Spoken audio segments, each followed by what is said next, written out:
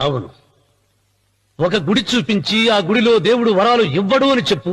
ఆ గుడి మెట్లలో ఒక్క మెట్టు కూడా ఎవడో ఎక్కడ. నైవేద్యం పెడతారన్నావు కదూ, ఎందుకో తెలుసా? పెట్టిన క్షీరాన్నాలు, దద్దోజనాలు, పులిహోరాలు మనం మెక్కుతామని తెలిసి, అదే దేవుడు తింటాడని తెలిస్తే శనగ చెక్క, ఒక బెల్లపు ముక్క కూడా పెట్టరా. వెంట్రుకలిస్తారన్నావు కదూ, దేనికి? మళ్ళీ ములుస్తాయన్న ధైర్యంతో గుండు గుట్టించుకున్నాక జన్మలో ఒక్క వెంట్రుక కూడా మొలవదు అని చెప్పు.